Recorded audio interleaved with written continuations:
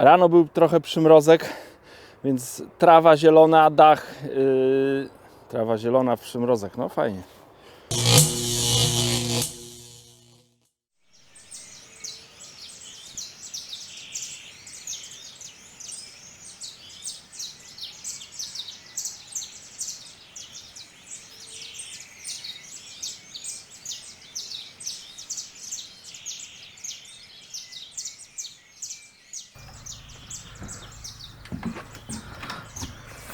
Człowiek w pracy od razu, od samego rana. Ale zobaczcie, jak to jest pięknie. To jest chyba jeden z najfajniejszych okresów do wędkowania dla mnie. Wczesna wiosna i taka właśnie początek jesieni. To jest to.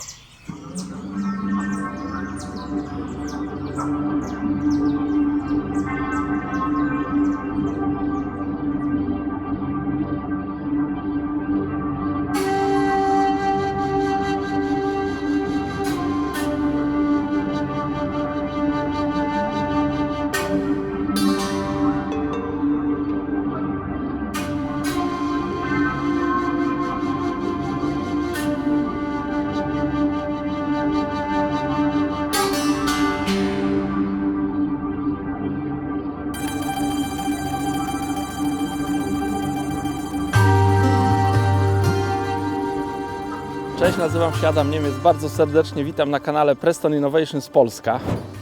Dzisiaj przede mną, mam nadzieję, fajny dzień na rybach. Jak widzicie, pogoda jest piękna, słoneczko, delikatny wiaterek. Mam nadzieję, że się ten wiaterek nie rozhuśta, bo jest wzdłuż wody, a zależy mi na celnym łowieniu. Rano był przymrozek, trawa się zabieliła, dachy samochodów też były białe od szronu, ale w dzień ma być ciepło, a ja mam nadzieję na dobre wędkowanie. Jestem nad zbiornikiem Szymanowice i bardzo serdecznie zapraszam Was na film.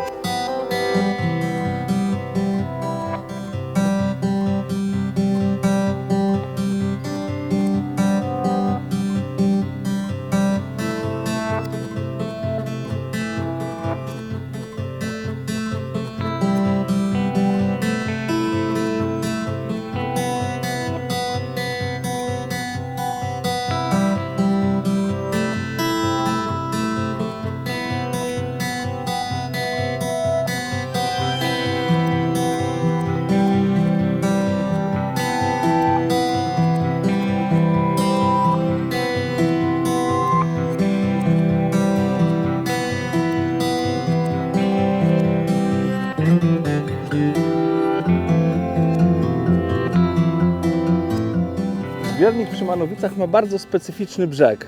Rzadko się zdarza, że zbiorniki zaporowe mają tak długi odcinek wybetonowanego brzegu. Tutaj akurat ta boczna zapora, czy boczny wał, nie wiem jak to nazwać, no tu jest cały wybetonowany i właśnie na tym odcinku najczęściej odbywają się zawody wędkarskie. Czasami, jak jest bardzo dużo uczestników, to jeszcze tam na tak zwanej trawie są ustawiane stanowiska, ale najczęściej zawody wędkarskie na Szymanowicach, a jest ich dosyć dużo, odbywają się właśnie tutaj na betonach. Zarówno zawody spławikowe, jak i zawody federowe.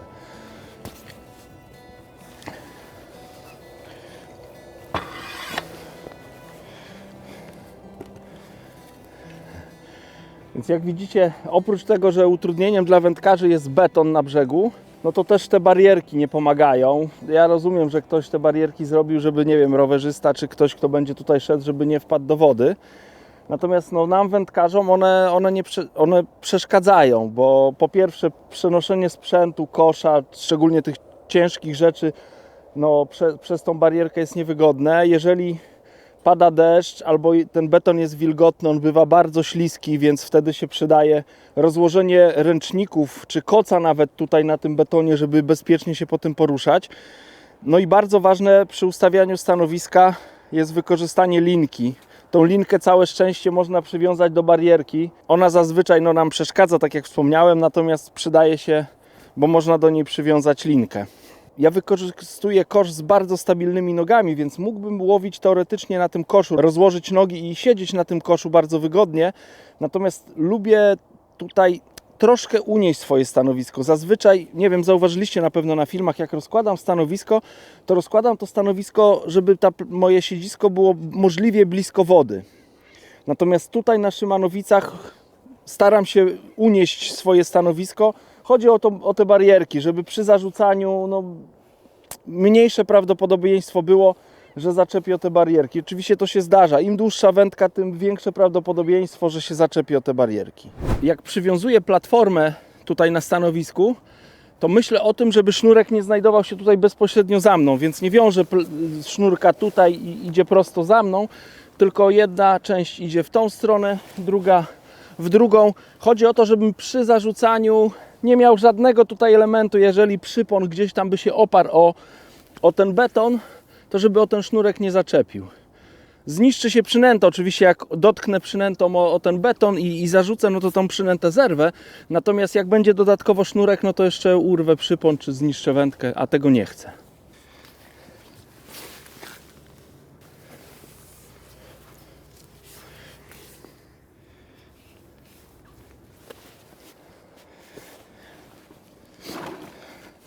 Dobra rozgrzewka przed wędkowaniem.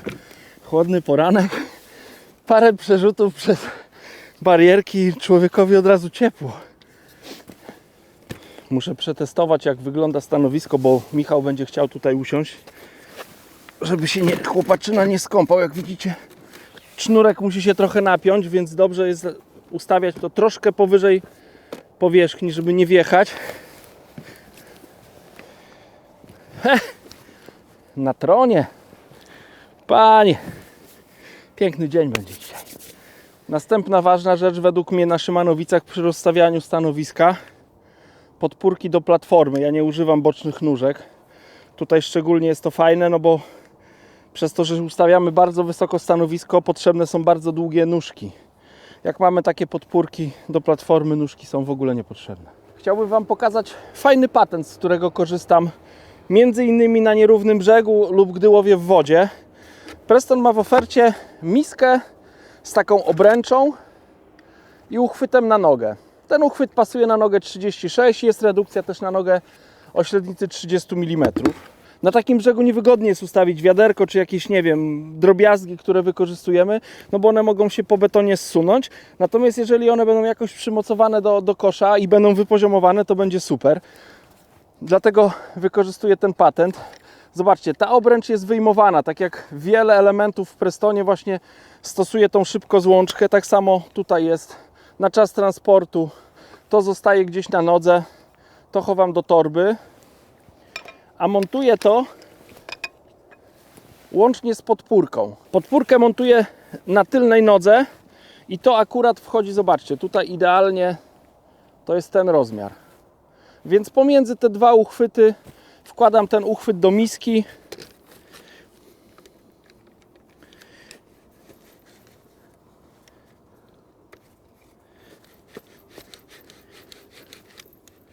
Ja mam tu taśmą oznaczone, dokąd mam zjechać, żeby nie kombinować, więc wiem, że to już jest dobry poziom. O, i tutaj mogę, jak zamontuję platformę, wkładam sobie obręcz, w którą mogę włożyć miskę. Niektórzy wędkarze pewnie tą miskę montują gdzieś koło siebie jako taki, nie wiem, można w tym trzymać zanętę, wodę do mycia rąk, cokolwiek. Natomiast ja wykorzystuję tą obręcz tutaj i najczęściej wkładam tutaj małe wiaderko, które bardzo dobrze się mieści. Takie 12 czy 13 litrowe wiaderko idealnie tutaj pasuje. Oczywiście miska też pasuje.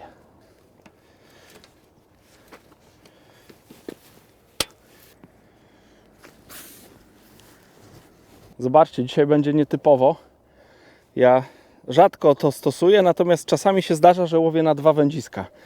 Dzisiaj będę chciał sprawdzić parę rzeczy, więc też rozłożę dwie wędki. Jedna to będzie feder klasyczny. Jeszcze nie wybadałem łowiska, ale myślę, że około 45-50 metrów od brzegu. Natomiast druga wędka to będzie wędzisko do metody. Tutaj już będę chciał łowić dużo dalej. Też zobaczę, myślę, że około 70-80 metrów, coś pomiędzy tym dystansem. I zobaczę, no, chciałbym zobaczyć, czy metoda na tym łowisku jest skuteczna, bo jest tu dużo karpi, przyjeżdżają karpiarze, używają pelety, kulki proteinowe, mączki rybne, więc myślę, że to też może być bardzo skuteczna metoda na te ryby. A jak będzie, to zobaczymy. Żeby wygodnie łowić na dwa wędziska, trzeba dobrze skonfigurować stanowisko. Co to znaczy dobrze? Według mnie trzeba mieć wygodne uchwyty na wędki, podpórki. Ja wykorzystuję takie podpórki, buzbary można powiedzieć. Z jednej strony mam z końcówką taką, która będzie trzymała dolnik, no bo jak łowię na metodę, to mogę mieć branie karpia. Jeżeli będę przy stanowisku, no to najprawdopodobniej zdążyłbym złapać wędkę. Natomiast jeżeli będę na przykład drugą wędką holował rybę, no to tą wędkę może mi ryba porwać. Dlatego sobie dolnik zamontuję tutaj w tym specjalnym uchwycie. No i wędka będzie zabezpieczona. Na przednim ramieniu też mam buzbar z 2 podpórkami. Także będę miał ładnie ustawione to wszystko na stanowisku. Żeby nie było kolizji podczas wędkowania, to mam taki plan, że będę chciał łowić wędziskiem, które będzie się znajdowało bliżej mnie, czyli jak tak będzie to ustawione, to wędzisko, które będzie tutaj bliżej mnie, będzie zarzucone w lewą stronę. Tak, żeby mi nie przeszkadzało przy, powiedzmy, właściwym łowieniu. Jeżeli zatnę rybę, no to ja myślę, że przy podbieraniu dam sobie radę, żeby ją podebrać. Ten uchwyt będę montował na tej nodze. Już zamontowałem sobie boczną półkę, a chciałbym ten uchwyt zamontować troszkę niżej. Zobaczcie, jaki fajny patent dla tych, którzy nie znają zastosowań w Prestonie, rozwiązań ciekawych. Zobaczcie, otwierane zapięcie, więc wystarczy, że to otworzę. Troszkę przesunę. Mogę coś wsunąć na miejsce. I później wygodnie to zapiąć. Bez demontażu całej bocznej platformy. O, i będę miał teraz tutaj bardzo wygodnie na stanowisku.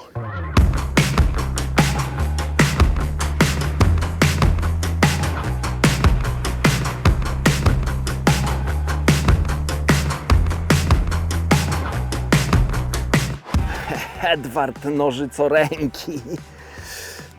Wiązałem sobie właśnie przypony i rozmawialiśmy sobie z Michałem jeszcze tak na luzie, a tu na metodę nastąpiło pierwsze branie.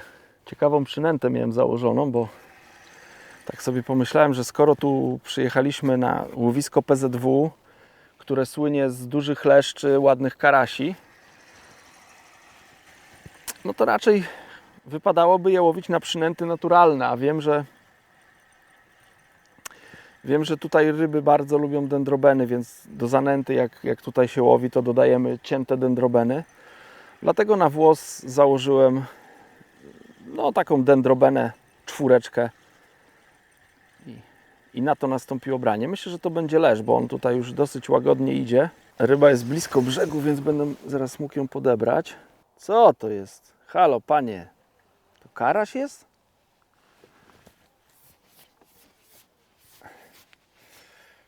Oczywiście tutaj oprócz tych leszczy i karasi to karaś. To się może trafić karp, ale dzień zaczynam od karasia. To jest pozostałość po przynęcie. Zobaczcie, jaka piękna ryba. To nie jest, myślę, że największa ryba, którą uda mi się dzisiaj złowić, taką mam nadzieję. No ale fajny start.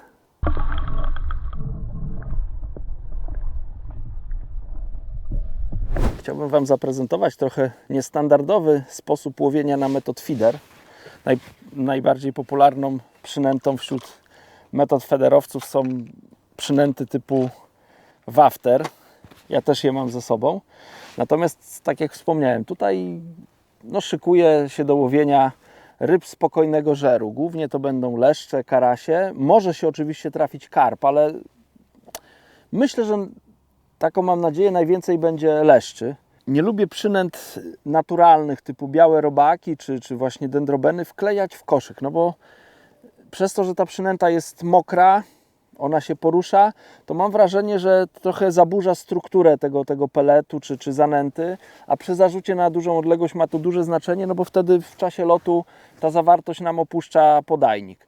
Dlatego jak łowię na przynęty naturalne, to często zdarza mi się, że te przynęty umieszczam poza podajnikiem. I tak jest też w przypadku dendrobeny. Tylko dendrobenę, jeżeli chciałbym zarzucić ją po prostu założoną na haczyk, to najprawdopodobniej by się gdzieś zsunęła, spadła, przecięła. no ewentualnie na dnie ryba w łatwy sposób mogłaby ją ściągnąć. Dlatego nie lubię zakładać przynęt na haczyki bezzadziorowe, a łowię na haczyk bezzadziorowy. Tylko wykorzystałem przypon z rapid stopem. Zobaczcie, mam ładną dendrobenkę i tą dendrobenkę przebijam tym rapid stopem i tuż za tym siodełkiem, które ona ma, wypuszczam ten rapid stop. O. I ta przynęta prezentuje się w ten sposób. Piękna prezentacja.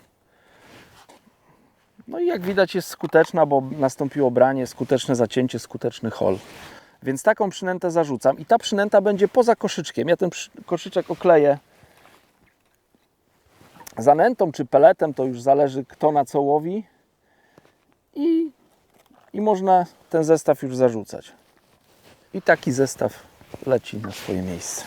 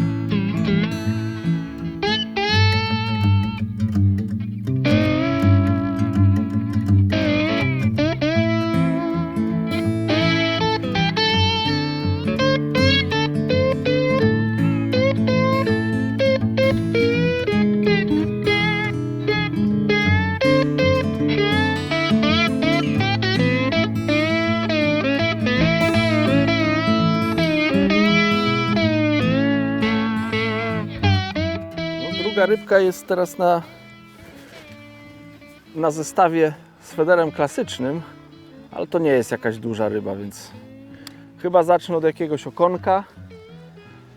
Tutaj od mniejszej ryby zaczyna się łowienie. Ewentualnie jakaś płotka może być, bo tutaj też to łowisko kiedyś szczególnie słynęło z takiej ogromnej populacji płoci. Tutaj jak przyjeżdżaliśmy na zawody, to płoci było, ojejku, bardzo wiele. Natomiast teraz tych płotek jest niedużo, ale łowisko odwiedził okonek.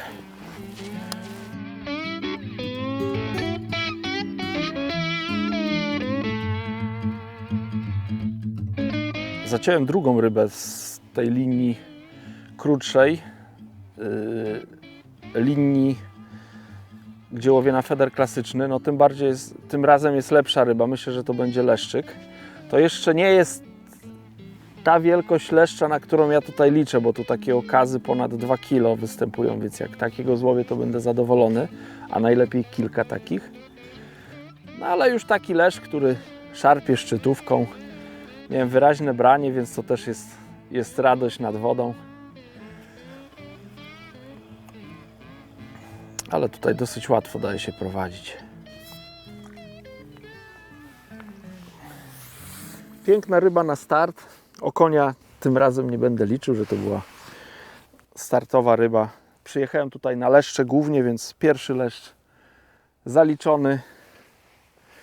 Nie wiem ile masz, z 700 gramów może i wypuszczam go.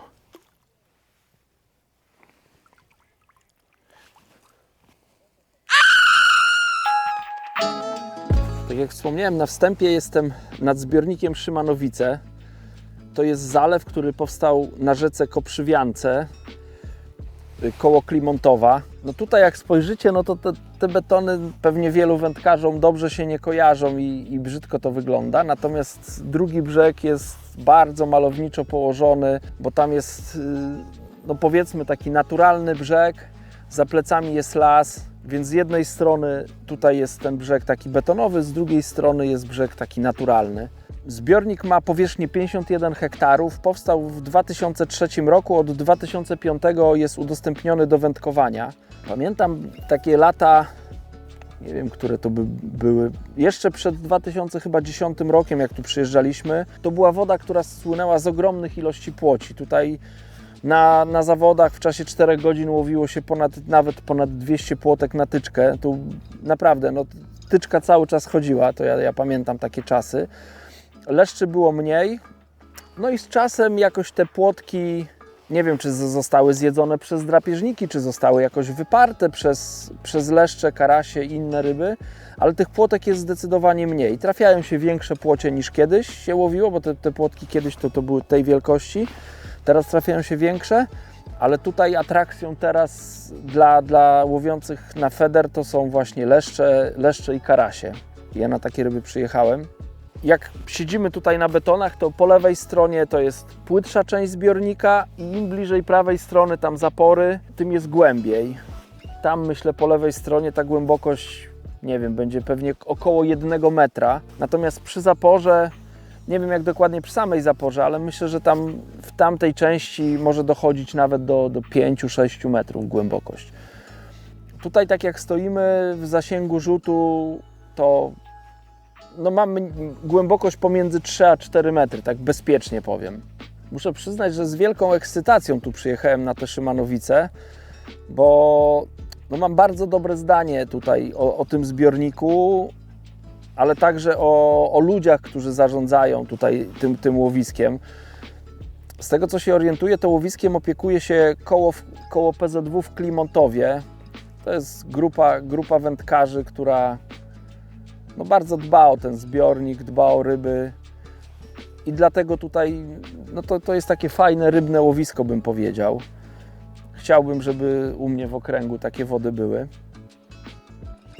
Druga sprawa, okręg PZW Tarnobrzeg, to też jest, bo ta woda należy do okręgu PZW Tarnobrzeg, to też są wędkarze, którzy no, są dobrymi gospodarzami, tak bym ich określił. Wędkowałem na kilku łowiskach w okręgu Tarnobrzeg i się nie zawiodłem. Praktycznie na każdej wodzie, na której byłem, to byłem zadowolony. Podam 3, na przykład zbiornik Maziarnia, czyli Wilcza Wola, Szymanowice, zbiornik Koprzywianka czy Koprzywianka. Następny też znajdziecie film na naszym kanale stamtąd. To było za każdym razem, jak tutaj przyjeżdżam na wodę okręgu Tarnobrzeg, jestem zadowolony i mam nadzieję, że właśnie dzisiaj tak będzie.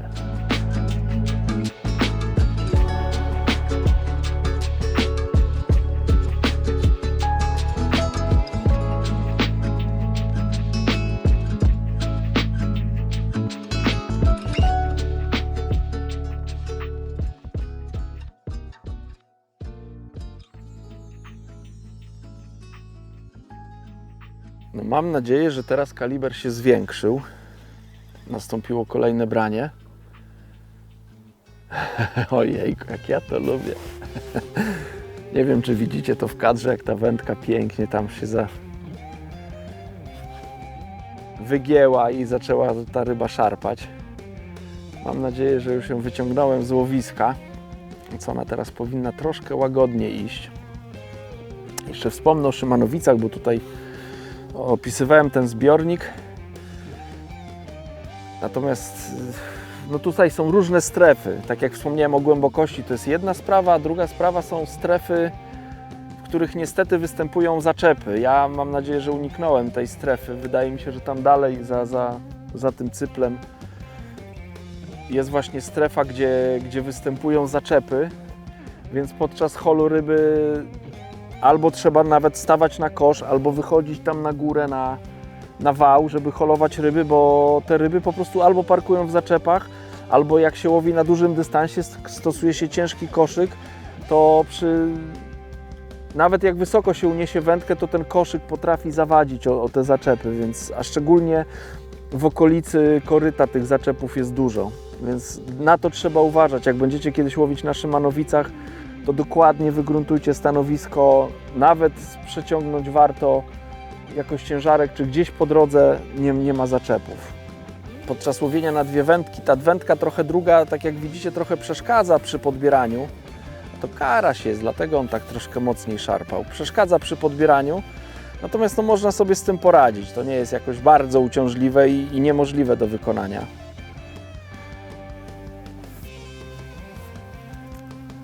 Ojejku, ten karaś jest większy niż ten złowiony na metodę, mam wrażenie.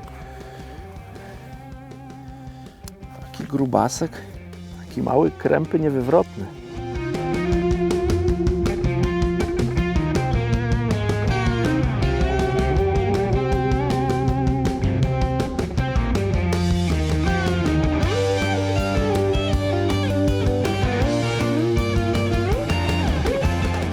One mnie polubiły, bo wcale tak nie chcą uciekać.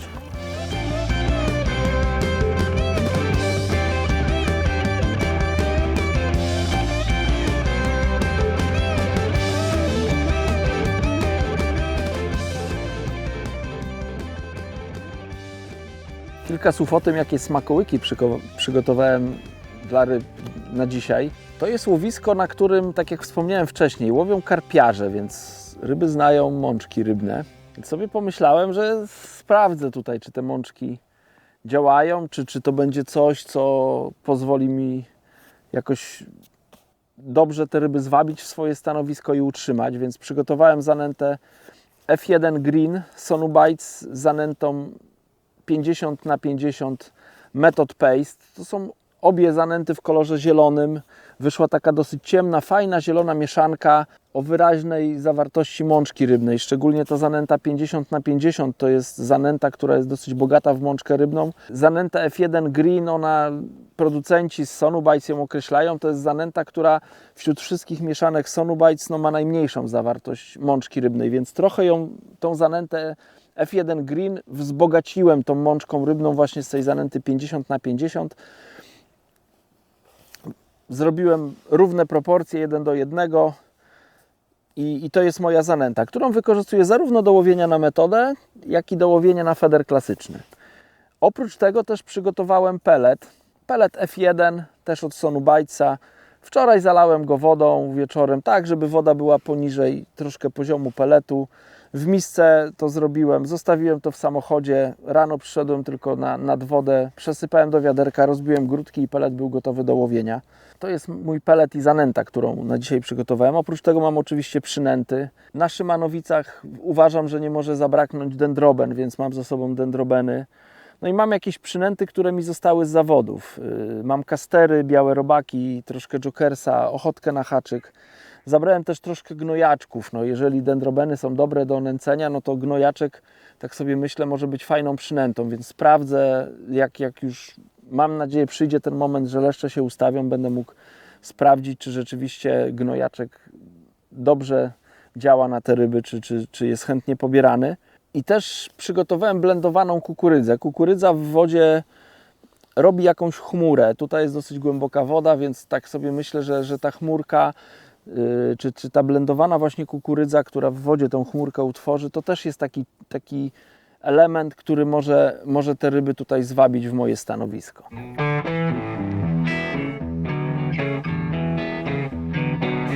Tym razem ryba na metodę. Ojejku, co to taki ważny, jak jest, tak się stawia. No nic, powoli będę tę rybę holował.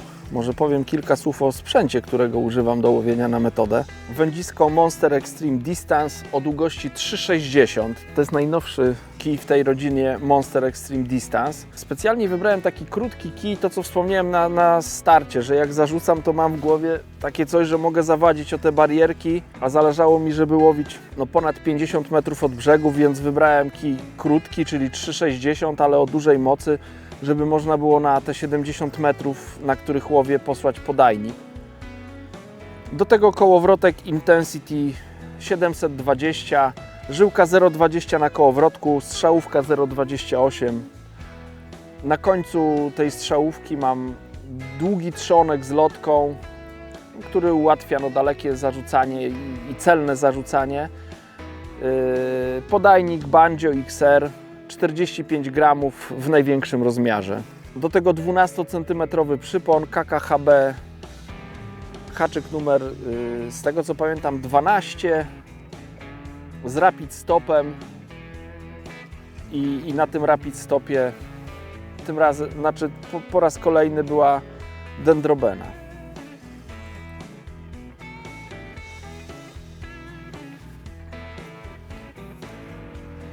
O, tym razem leszcz się skusił. O, już ciężko złapać za karczycho, to taki już ponad 1,5 kilo. Ale pewnie zacięty. Zobaczcie, piękny leszcz z Szymanowic.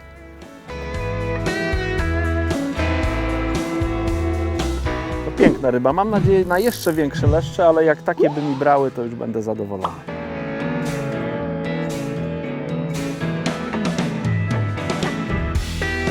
Poleciał w tamtą stronę, ja zarzucam w tamtą, więc jest duże prawdopodobieństwo, że się zgubi i nie wypłoszy mi całego stada.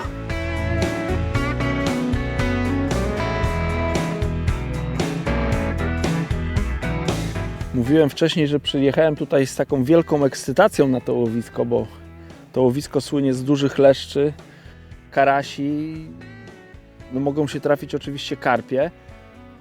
Jak na razie to nie jestem usatysfakcjonowany, więc mam nadzieję, że to łowisko jeszcze się rozkręci. Złowiłem, jak widzieliście, już jakieś pojedyncze ryby, zarówno i z metody, i z klasyka. Natomiast no, to nie jest na razie takie poukładane łowienie, jak za takich, powiedziałbym, najlepszych czasów na Szymanowicach, że się zarzuca po chwili. Węda się wygina, bierze leszcz, holuje się leszcza, następnie jest kolejny, donęca się łowisko, holuje się kolejnego leszcza. Więc tutaj te ryby jakieś takie są ospałe. To nie jest jakiś chyba dzień dobrego żerowania, tak mi się wydaje. Nie wiem, co to spowodowało, czy poranny przymrozek, czy być może to, że jestem nie w tym miejscu, co potrzeba, bo tak jak już wcześniej mówiłem, to łowisko tam jest płytkie, tu jest średnia głębokość, tam jest głębokie. No i zdarza się, że jeżeli ryby są na płytkim, no to w innej części trudno te ryby złowić. Wydawało mi się, że przez to, że zdarzały się już przymrozki tej jesieni, no to raczej ryby uciekły z tej płytkiej wody. Ale wydawało też mi się, że raczej nie są jeszcze na tej najgłębszej wodzie, dlatego wybraliśmy to łowisko takie w środku tutaj. No coś tam znowu wzięło. Także cały czas pracuję, żeby jakieś piękne ryby tutaj do kamery zaprezentować. W międzyczasie zrobiliśmy live'a na kanał Preston Innovations Polska na YouTubie. No i podczas tego live'a złowiłem takiego leszcza, no, po którego tutaj przyjechałem. Piękny, wielki leszcz, myślę, że ponad 2-kilogramowa ryba. Bardzo długi, jeszcze z małym brzuszkiem, więc jeszcze myślę, że po zimie to taka ryba będzie no, dużo większa. No ale piękny leszcz już się zameldował tutaj już w podbieraku. Już ten podbierak dobrze ubrudził. No i czekam na kolejne. Mam nadzieję, że będę mógł Wam kolejne takie ryby zaprezentować, bo tym razem jest okoń. Nietypowe branie teraz miałem, bo chciałem przerzucić zestaw z metodą.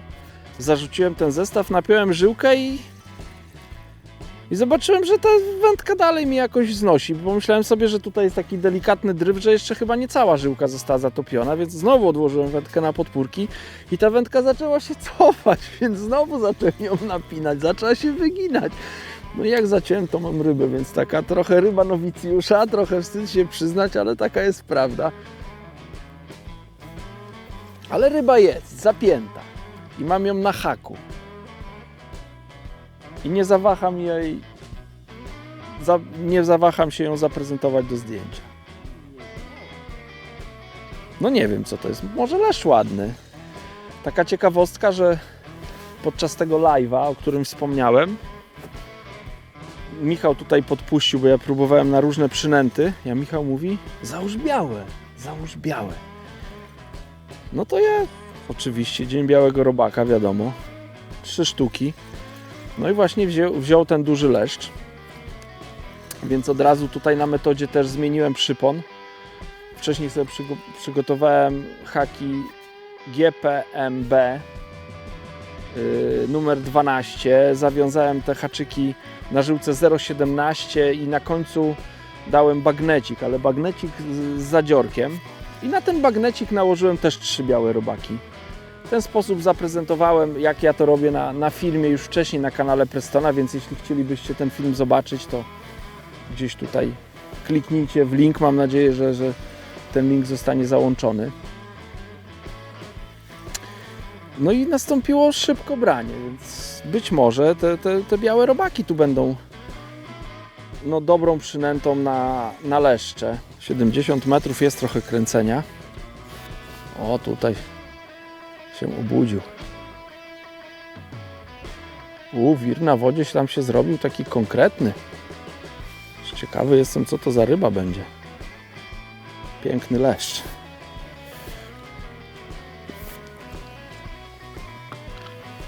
Słuchajcie, bo to jest ryba, której nie można tak podnieść na podbieraku. To jest następny, myślę, taki, nie wiem, za 2,5 kg ryba. Jakbym go ocenił.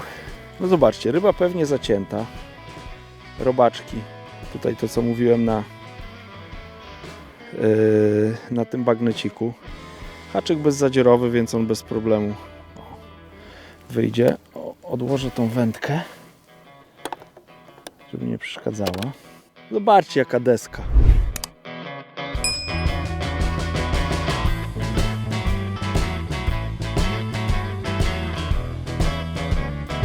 Dobra, ostatnia prezentacja ryby. To już taka ryba, że w 2 rękach muszę ją trzymać.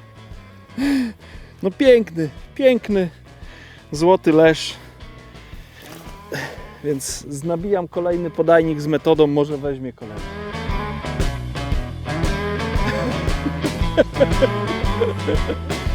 Ale nas oszukał. Ale powiem Ci tak. Pięknie się zachował. Naprawdę jestem pełen podziwu dla tego leszcza. Wziął szybko, walczył mocno, pięknie zapozował do zdjęcia i odpłynął tak, że wiadomo, że nic mu się nie stało.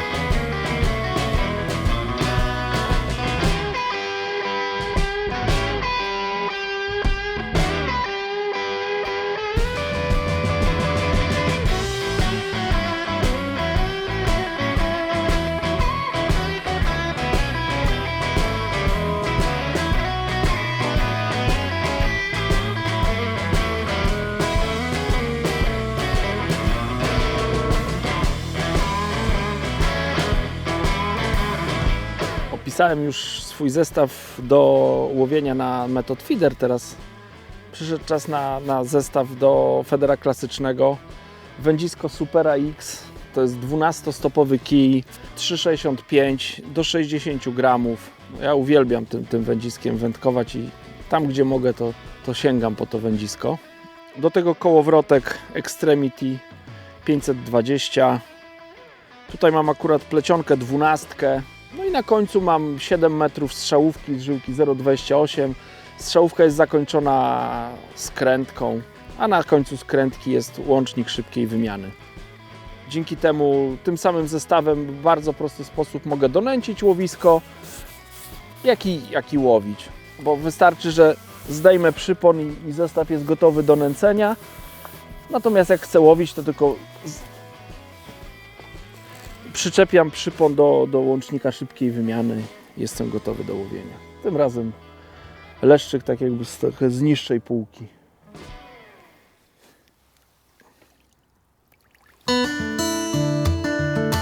Postanowiłem, że donęcę to łowisko federowe. No i w tym czasie nastąpiło branie na metodę.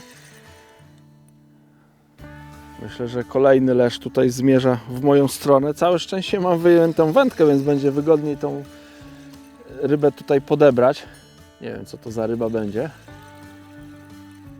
Branie było dosyć wyraźne, pomimo tego, że mam założoną 3-uncjową szczytówkę. No ale do tego wędziska już na taki dystans to najczęściej stosuje się mocne szczytówki.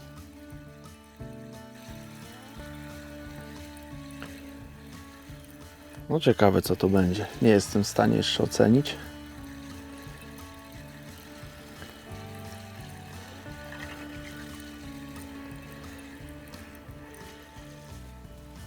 O, następny piękny złoty leszcz. Ale one ładnie w tej wodzie się prezentują, w tym słoneczku. Chodź do mnie, chodź.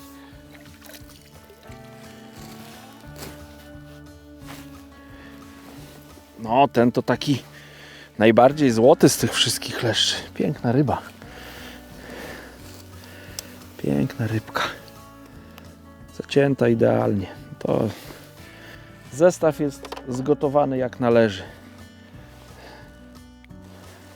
Zobaczcie. Piękny, proporcjonalny leszcz z Szymanowic.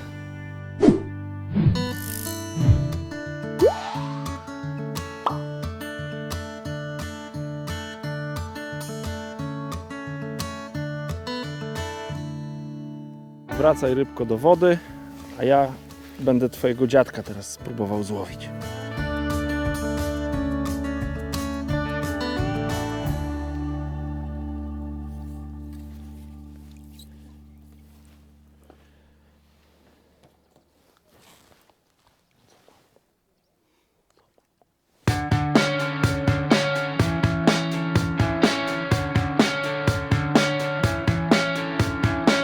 Jest kolejna ryba na metodę. Przerzuciłem zestaw, od razu nastąpiło branie.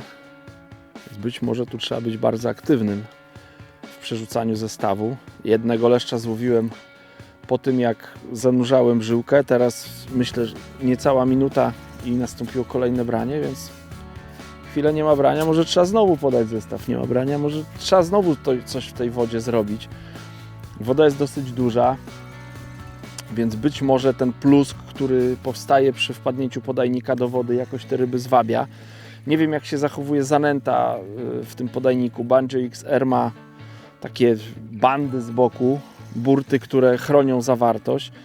No ale myślę, że ten impet, z którym ten podajnik wpada do wody, jest dosyć duży. Więc tam na pewno coś się z tego podajnika odrywa, coś tam, jakaś chmurka się robi. I być może to jest dobry właśnie moment, że te ryby za tym podajnikiem podążają. Jeżeli gdzieś tam oczywiście są w pobliżu. No i teraz jedyną rzeczą, którą tam mają do zjedzenia, to są moje białe robaki. No nic, teraz będę bardziej aktywnie łowił i zobaczę, czy to przyniesie skutek tutaj na metodę. Na razie metoda wyszła na prowadzenie. O, tutaj ten leszcz troszkę się obudził przy brzegu.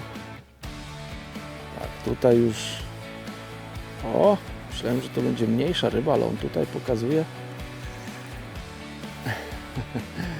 Poczuł beton pod brzuchem. Woda jest trochę zmącona. Nie, to nie jest klarowna woda. Poczuł beton i się obudził. Chodź.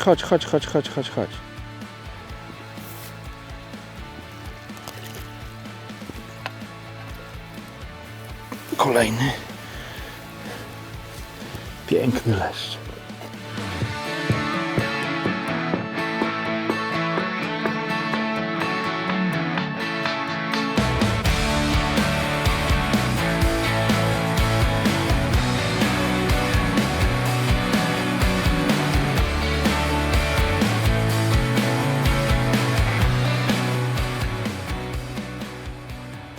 Na razie metoda jest skuteczniejsza, więcej leszczy jest na metodę. W karasiach po jednym z jednego i drugiego dystansu. Ale teraz tych karasi nie ma, są tylko leszcze. Podajnik nabijam zanętą. Na haczyku 3 białe robaki. No i zobaczę, teraz będę bardziej aktywnie pracował. Do tej pory dawałem temu podajnikowi długo poleżeć na dnie, ale być może to był błąd. Dzisiaj jest taki dzień, że trzeba starać się w miarę szybko zatopić tą żyłkę czy plecionkę, bo jest boczny wiatr i się robi straszny balon. Normalnie teraz już rzadko zdarza mi się topić plecionkę, ale przy takim bocznym dryfie robi się balon i to nie jest według mnie dobre. Dlatego zanurzam szczytówkę, napinam tą żyłkę i ona dosyć szybko, woda się po niej przelewa i dosyć szybko tonie, tak samo plecionka. No i jest kolejna zdobycz na metodę. Metoda się lepiej kręci tutaj jak ten klasyk. Jak na razie zdecydowanie na klasyka już tam ucichło, natomiast na metodę zdarzają się brania. Teraz staram się przerzucać w miarę szybko, teraz branie po 4,5 minucie było. Więc być może 5 minut trzeba czekać, może 6 i przerzucać ten zestaw. Żeby sobie dać więcej szans na branie po tych, myślę, tych 5-6 minutach tam na dnie już ta zanęta gdzieś tam zanika. Nawet przypłynie jedna, druga ryba, coś tam machnie ogonem i tą zanętę przesypie i tyle. Więc być może trzeba szybciej przerzucać. Tak jak mówiłem wcześniej, będę bardziej aktywny. No jest kolejna ryba, więc cały czas się będę tego trzymał.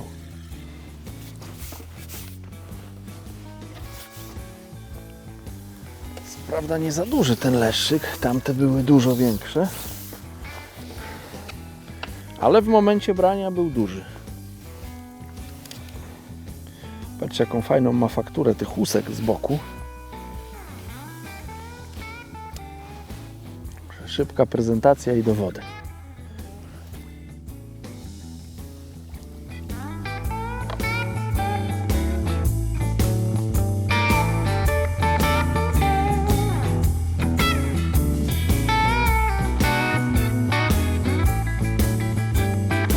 No to chyba będzie ryba już na zakończenie tego filmu. Przyznam, tak jak wcześniej mówiłem, że taki byłem napalony tutaj na łowienie na Szymanowicach, no bo jak ostatnio tutaj byłem, to naprawdę było świetne wędkowanie.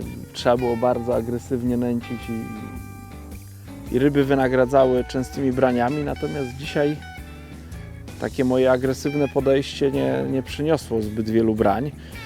Chociaż parę ładnych leszczy udało się złowić, więc nie narzekam. Zawsze to jest piękny dzień spędzony nad wodą. Świetnie dzisiaj wypaliła metoda w porównaniu do klasyka.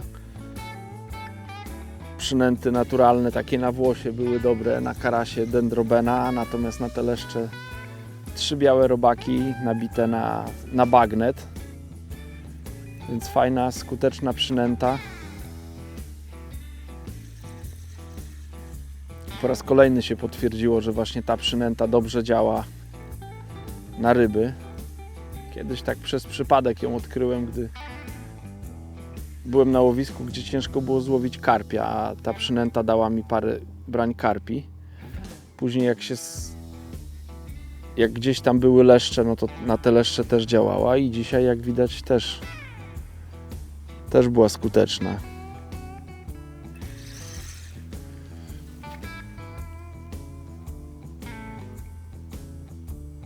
Na wodzie tylko takie ładne wiry widać. Co to będzie? O, piękne to jest. Wyobraźnia wędkarza od razu pracuje. Czy to będzie karaś, czy to będzie leszcz? Bo tak... Nie, leszcz. Ale liczyłem, że będzie większy, niż go tam widzę pod wodą. Minusem łowienia na pewno na 2 wędki jest taka niewygoda podczas podbierania. Dlatego ja najczęściej unikam takiego wędkowania, ale dzisiaj przy niewielkiej liczbie brań można było 2 metody porównać. Zobaczcie, jaki piękny, taki złoto-miedziany leszcz. Nie, no duża ryba. Duża ryba, myślałem, że w wodzie wydawał się troszkę mniejszy. Już go ledwo trzymam za karczycho. Także piękna ryba na zakończenie.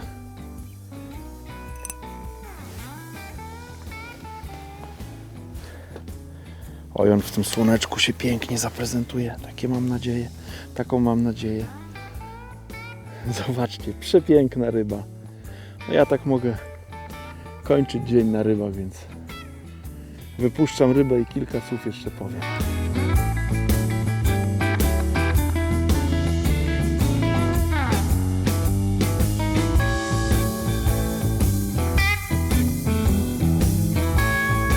Dzień się zakończył piękną rybą, więc jestem z tego bardzo zadowolony. Chciałem porównać 2 metody, feder klasyczny i metodę. Był moment taki, że szło to łeb w łeb, nawet z delikatnym wskazaniem na klasyka, bym powiedział. Ale później, w miarę upływu czasu, tak jakby na tym klasyku, niewiele się działo. Małe rybki tam były, jakieś płotki, okonki, więc to nie były jakieś takie ryby, które można było zaprezentować przed kamerą. Natomiast na tą metodę w miarę regularnie pojawiały się leszcze. Myślę, że błędem moim było to, że w pierwszej fazie zbyt rzadko przerzucałem zestaw. Jednak te brania po tych, niektóre po minucie, dwóch, czy tam po kilkudziesięciu sekundach, a te ostatnie ryby to były około 4 minuty, więc myślę, że częstsze przerzucanie zestawu przyniosłoby kilka dodatkowych brań. No ale to już teraz jestem taki mądry po wędkowaniu. Więc jak widzicie, białe robaki na bagneciku działają świetnie. Jeżeli łowicie gdzieś na takich miejscach, gdzie właśnie występują piękne leszcze, spróbujcie, bo na pewno warto. Także bardzo dziękuję, że byliście do końca tego filmu i zapraszam na kolejny film na kanale Preston Innovations Polska. Do zobaczenia.